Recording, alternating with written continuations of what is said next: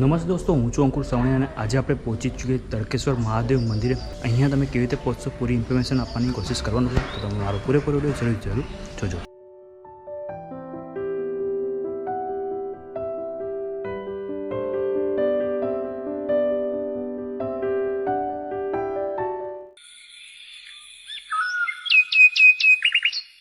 નમસ્તે દોસ્તો, આજે આપણે જઈ રહ્યા છીએ તડકેશ્વર મહાદેવ મંદિર, જે વલસાડ બસ સ્ટેન્ડથી માત્ર 3 કિલોમીટરના અંતરે આવેલું છે.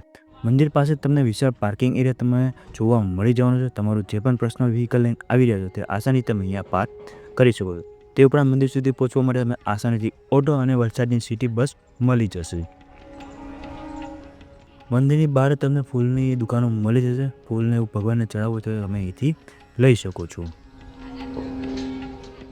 દોસ્તો, તમે આ જોયો છો તડકેશ્વર મહાદેવ મંદિરનો ખૂબસૂરત ગેટ. તમને કંઈક અહીંયા આવો ગેટ જોવા મળવાનો છે. અહીંથી આપણે અંદર એન્ટર કરીશું. જેવા આપણે અંદર એન્ટર કરીએ તમને અહીંયા શંકર ભગવાનની ખૂબસૂરત મૂર્તિ જોવા મળી જવાની છે.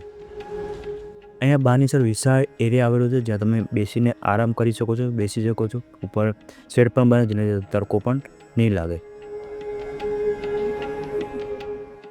મંદિરની ચારે બાજુ તમને આવો ગાર્ડન એરિયા જોવા મળી જવાનો છે. ખૂબસૂરત તમને જોઈ શકો આવું ખૂબસૂરત મંદિર તમને અહીંયા જોવા મળવાનું છે. આ મંદિર તમે જો ચારે બાજુ એક સેમ જેવું તમને આ મંદિર જોવા મળતું હોય છે, અને ચારે બાજુ તમે આ મંદિરની અંદર એન્ટ્રી કરી શકતા હોવ છો.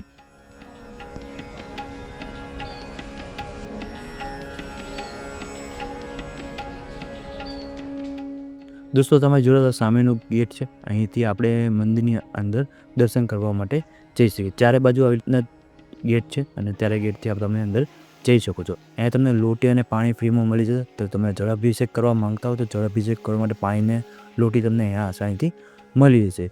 શિવલિંગની બિલકુલ સામે તમને અહીંયા નંદીજીને દર્શન થઈ જશે. તો ત્યાં દર્શન કરીને મંદિર અંદર એન્ટર કરજો. દોસ્તો, જેવા મંદિરની અંદર એન્ટર કરશો તમને કંઈક આવું મંદિર અંદરની સાઈડથી જોવા મળતું છે. બાજુની સાઈડ પર તમે પાર્વતી માતાના દર્શન થતા હોય છે. વચ્ચે તમને શિવલિંગ જોવા મળી જતું હોય છે. આ મંદિરમાં ઉપરની સાઈડ છત નથી, તમે જોઈ રહ્યા છો. ચોમાસું, ઉનાળો, કોઈ પણ ઋતુમાં આવશે તો ઉપર છત તમને જોવા નહીં મળે. ઉપરની સાઈડથી ઓપન છે. આ તમે પાર્વતી માતાના દર્શન કરી રહ્યા છો.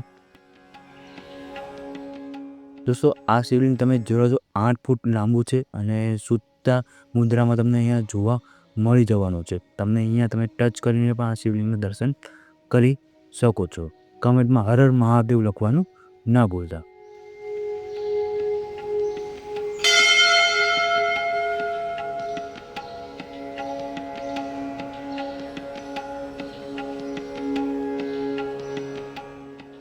દોસ્તો, તમને આ હવન કે પૂજા માટેની આ જગ્યા છે.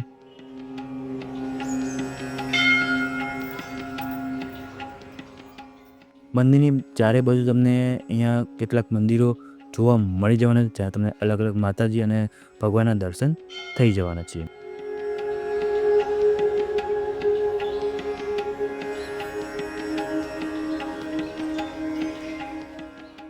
દોસ્તો, આ તો તડકેશ્વર મહાદેવનો વિડીયો. તમને કેવું લાગ્યું? તમારો વિડીયો પસંદ હતો એને લાઈક શેર કરવાનું ના ભૂલતા. ચેનલને સબસ્ક્રાઈબ કરી દેવાનું, બેલ આઇકન જરૂર પ્રેસ કરજો, કારણ હું જ્યારે પણ નવો વિડીયો અપલોડ કરું સૌથી પહેલાં નોટિફિકેશન તમને મળી જાય.